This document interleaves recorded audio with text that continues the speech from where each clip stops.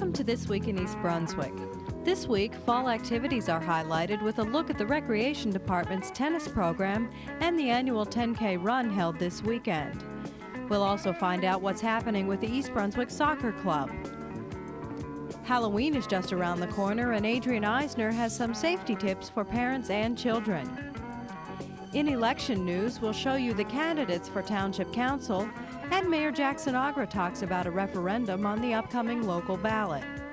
These stories and more are up next, including an update on the latest Playhouse 22 production, and Peggy Ballister-Howell shows how to make dried flowers more colorful. We'll also have a review of this week's Township Council meeting. Next week's schedule on Channel 8 includes several opportunities to view the candidates for Township Council. But first, Monday morning, Lenore Kulik finds out what precautions should be taken when using prescription drugs. Join Lenore and her guest, Lois Jessen, on Look Great, Feel Great at 10 a.m. At 10:30, preschoolers read about rainbows on Stories from the Library. Tuesday evening, watch Channel 8's candidate profiles beginning at 6:30 with the Democratic candidates. At 7:15, the Republican candidates are featured, and at 8 o'clock, Channel 8 presents our Live Candidates Forum, where local newspaper reporters ask candidates questions on important issues. The forum will run again on Wednesday evening at 7 o'clock. On Thursday, This Week in East Brunswick returns at 7 and 8, and at 7:30, watch Part 2 of Aging Aspects on the COPSA Institute and Alzheimer's disease. Watch the Channel 8 Community Bulletin Board for this year's leaf collection schedule and the Channel 8 program schedule for Saturday. Some 200 area runners gathered this past Sunday for the 13th annual 10K run. The race was hosted by the East Brunswick Social Runners and the town's Department of Recreation, Parks, and Community Services, and stretched from its starting point at the Baseball Managers Complex, down Church Lane to Riva Avenue, across to Hardenberg, up Fresh Ponds Road, and back to the start-finish line. Here's race coordinator Mike Sackler. We have the community sponsors helping us, from the Smith Farms with the cider and apples that we give to the runners, to the bank, Hanson Bank, which is supplying us with these new shirts, and the Blackstone Building people who have provided us with caps this year. We're expecting about 200 runners. We have community people from the East Brunswick Social Club also helping out to make this race possible. Trophies were awarded to first, second, and third place winners, both male and female, in groups according to age. Dave DeMonico of South River finished the race first with a time of 31:34. And for the women, Diane McLaughlin of Somerset finished at 37:53.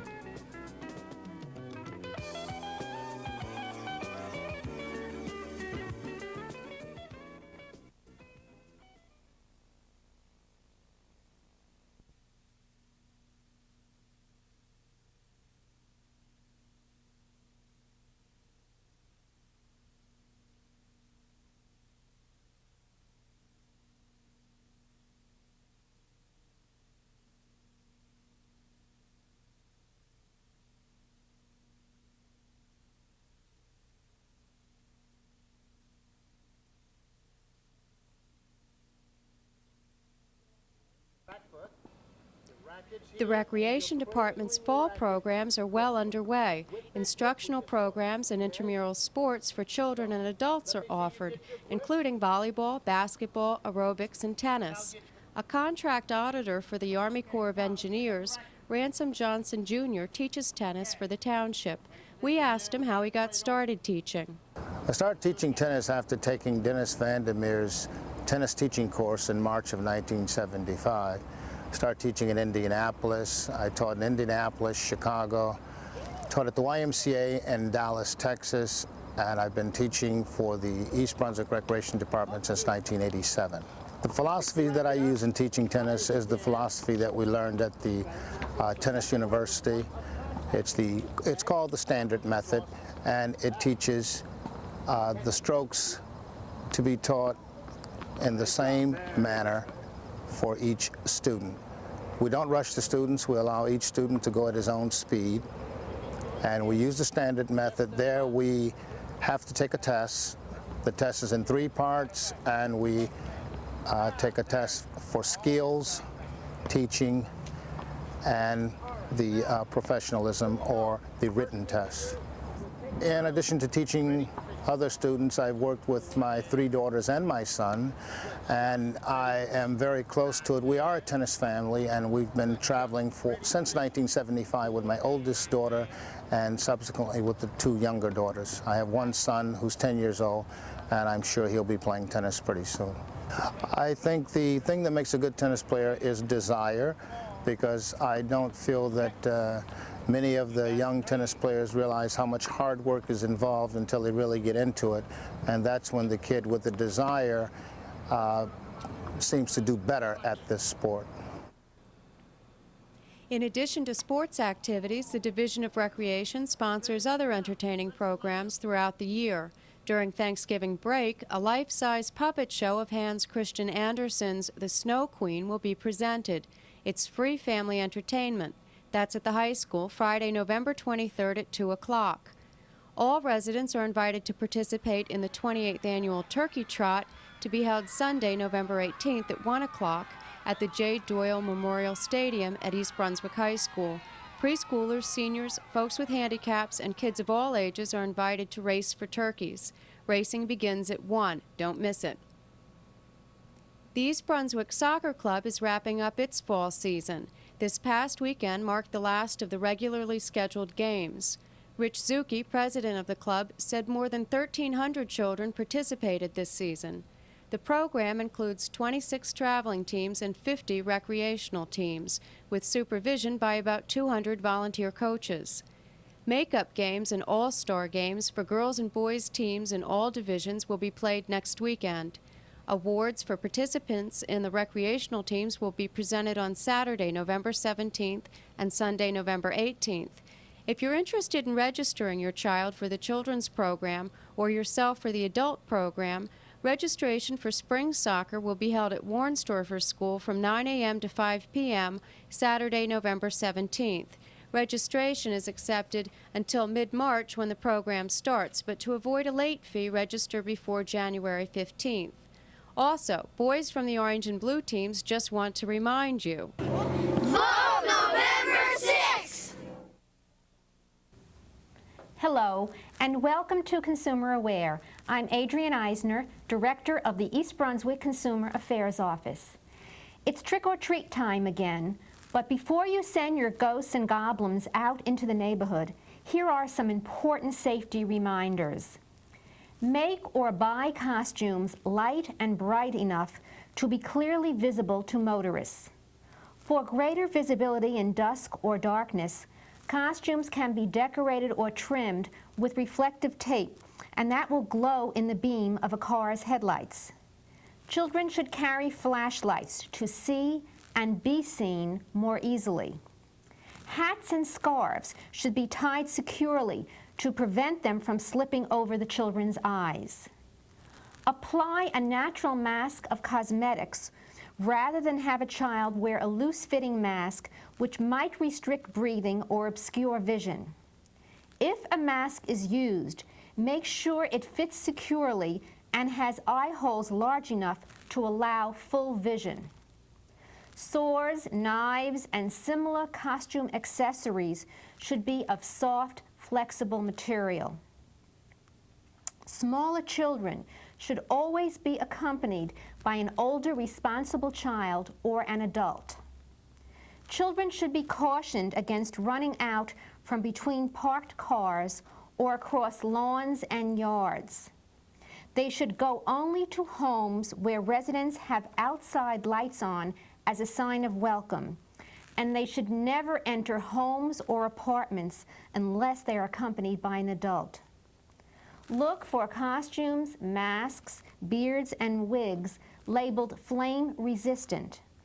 Flimsy materials and outfits with big baggy sleeves or billowing skirts should be avoided to minimize the risk of contact with candles or other sources of ignition. Costumes should be short enough to prevent children from tripping and falling. Mothers' high heels are not a good idea for safe walking.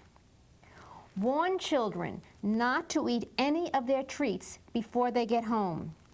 Examine all the treats carefully for evidence of tampering before allowing children to eat them.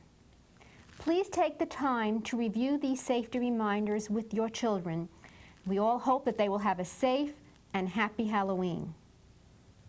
If you have any consumer-related questions, please call us at the East Brunswick Consumer Affairs Office. The telephone number is 390-6954. Thank you for joining me on Consumer Aware. See you again next time. Hi, I'm Peggy Ballister-Howells, and we're here in my backyard with a new project, one we've never done before on television. Now, this one is a plant called dock, and it's actually a dried weed that I picked from a field.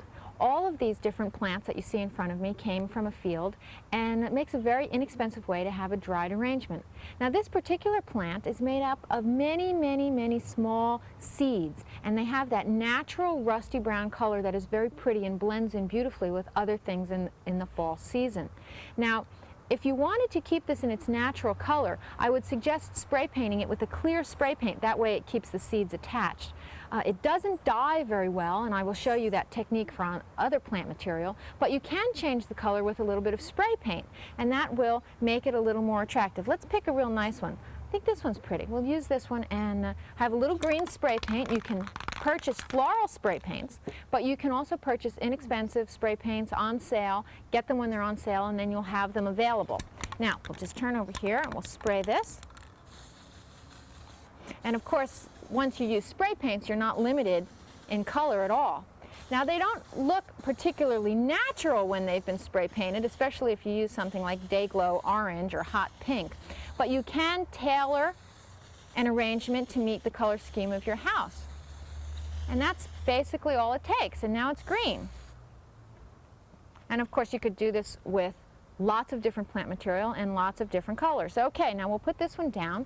I'm going to show you a couple of other things that we have. This is Queen Anne's lace. You're all familiar with that one, I'm sure. When it's in its blooming stage, it has that lovely white flat flower that sometimes covers many fields. And I would cut them so that the stems are mostly the same length. And these you can bleach and dye or spray paint, or leave in their natural state. And you can get many, many different cuttings from a single branch. Now, these are very pretty. Of course, these would look lovely spray painted. But I'm going to show you another one that bleaches very well and very easily. Now, all you need is, I have a bucket here of hot water, make sure it's hot, and regular household bleach. I'm going to pour in a little bit of bleach. My favorite one to bleach, because it bleaches so easily, is this rough fruited cinquefoil. It makes very nice filler in arrangements. Now, we'll take this one, I'm going to leave it out because you can see how brown it is right now. And we're going to take these and we're going to put them in the bleach.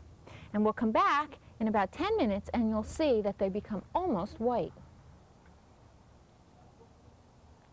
Well, these have been soaking for a little while now. We'll just let them soak a few minutes longer, and then we'll show you how magically they have become quite white. I would like to show you a couple of my other favorite weeds in the meantime. This one, quite large, is moth mullein, and you can cut the individual branches. This is another one that's very difficult to bleach. It doesn't bleach very well, but can be spray painted. This has a wonderful effect in an arrangement. Usually when you find it in the field in clusters. It's not very common, and this year it appears to be even more difficult to find. For some reason, it's not doing all that well in the field. But this is an excellent one for adding height and character to any kind of an arrangement. These little foxtail grasses are very common but very pretty. They bleach and dye nicely but can also be spray painted, and I've actually made Christmas wreaths out of nothing but foxtail grasses, and they're very soft, and you add a few little red berries or little ornaments and they will last for years. Again, you can dye them or cover them with clear spray paint so that they last that much longer. And this other kind of grass can also be used as a filler. I would spray them also with clear spray paint, because these little seed pods over here will begin to break away and become very dusty, but with a little spray paint they'll last almost indefinitely. And a single stem can be used to add character to an arrangement, and they're very pretty. Again, they don't die very well, but they do very nicely with a little bit of spray paint, or just clear spray paint and use them in their natural state. Okay, this is a fun project to work on either by yourself or with a group. If you would like to work on it with a Girl Scout troop, or perhaps at a senior citizen center where you could make projects and even make Christmas presents. Now I will show you, this is the rough fruited cinquefoil, the way I picked it from the field, and I will compare it here with this one that has been soaking. They will get even whiter yet than what you see here if you let them soak, but you can certainly see the difference between the dark and the light. And after they've been bleached for a while, if you use regular fabric dye in a bucket of hot water, they will pick up the colors of the fabric dye and look very natural and pretty. The dark colors, of course, work better than the light colors, but you can get a very natural looking arrangement. And it hardly costs a thing. Mother Nature's really giving us a hand on this one. Okay, thanks a lot for joining us here in the backyard, and we'll see you next time. Bye-bye. Hi, I'm Dolly Vasta. Dig out those love beads, because if you missed Playhouse 22's exciting production of Hair, don't despair. Due to sellout crowds, Playhouse 22 will extend their production of Hair through Sunday, November 4th. The show will run Friday and Saturday nights, 8:30 p.m., and Sunday matinee, 3 o'clock. For tickets, call box office 254-3939. See ya. On Monday, 4 new lanes of the New Jersey Turnpike were opened. After a 5-year struggle, the new portion of the roadway was completed. The new lanes pass through East Brunswick and Milltown between exits 9 and 8A. During the planning stages, hundreds of residents were opposed to the Turnpike expansion. The Turnpike Authority and an ad hoc committee made up of East Brunswick residents worked together to meet the needs of all concerned. The Turnpike has erected 5 miles of sound barriers, some of which are up to 20 feet high. The Turnpike tried to accommodate residents by buying some of the homes and property and adding landscaping around the sound barriers. The road project cost more than $290 million and included the 11-mile lane expansion and reconstruction of 12 bridges.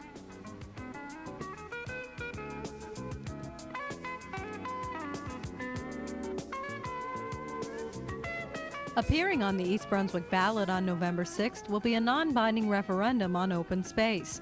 Mayor Jackson Agra explains what the referendum is and why East Brunswick needs to acquire open space land. We need it for the future. Could you imagine standing where we are today, and literally 2 years ago, the opportunity, the disaster almost happened, that when you look out this way, on the other side of this pond, you'd see condominiums and stores. And that's why we need to acquire open space. The town has long felt that we have been victimized by a boom, and that most of the land in town has been acquired and developed. But there still is some very prime land that I think is very important to the residents, and I think it's important that we preserve for the future. Why is this being proposed now? I think now's a perfect time. Some people may criticize the timing because of the taxpayer revolt and the sentiment about taxes, but I believe and trust in the voters that if they have a decision on how their money's spent, and you give them something that is important to spend their money on, that they'll vote in a positive way. In California, historically, voters have voted to increase gas taxes for both environmental and better highways, mostly on the environment. And I think this is an environmental question, preserving land for the future. How will the money be raised? The money will be raised if the referendum is successful. The council will either do municipal bonds, and will make application to Green Acres in order to acquire more land for the money. Great. Why $5 million? I think $5 million is a good amount to get a true voter sentiment. Some of the land that although there's no decision on exactly what land, but I think it's always been contemplated that one of the important parts of the land that we would acquire is the town green. The only way to keep the town green green is if we buy it, because certainly no developer is going to buy it and keep it green. So $5 million is a realistic amount to get a real sentiment on how the voters feel about protecting our environment. Okay. Besides the town green and the civic center area, what else could the land be used for? Well, the money can be used for only acquisition of land. There is some talk that also farmland preservation would be a good public purpose. And there are other areas of town, but there'll be many public hearings. Voting for the $5 million is not committing to buy any land in town. There'll be public hearings. It's really just to get a sentiment of the voters that, yes, they're willing to pay a little more in taxes, but for something that they really care about. And it's not just for us today, but it's really for the kids of tomorrow. A brochure about the open space referendum is available at the reference desk at the library.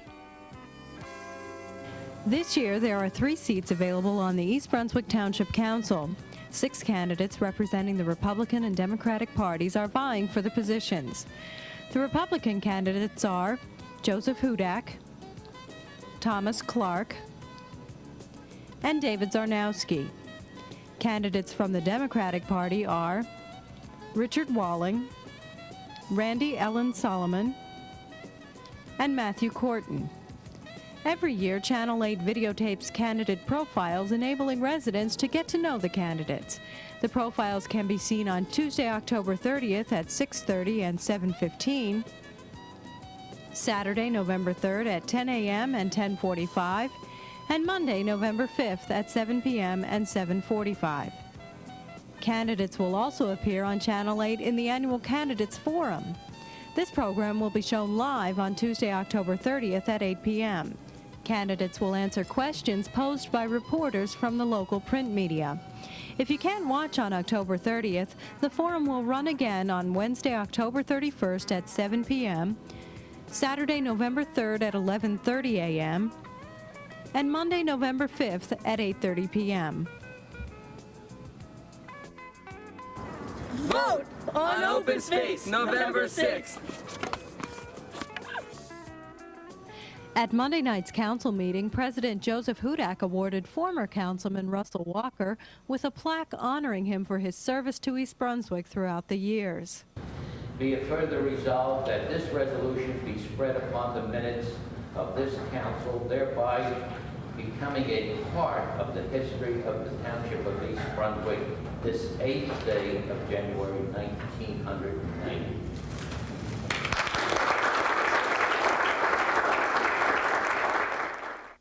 Also recognized were Patricia Greer, June Kirk, and Mildred Wright for outstanding volunteer service for their work in serving over 37,000 meals to the hungry and homeless in New Brunswick. In other council news, the council authorized a contribution of between $100,000 and $200,000 to the East Brunswick Senior Citizens Housing Project. And they also approved representation of the township by attorney Robert Clark in a sex discrimination suit filed by Virginia Coleman. Coleman has named the township, mayor, council members, and several police officers in a suit alleging sexual discrimination in the township's police department. Next week's council review will include an election wrap-up and an introduction of the 3 newly elected council members. That's all for now. Thanks for watching.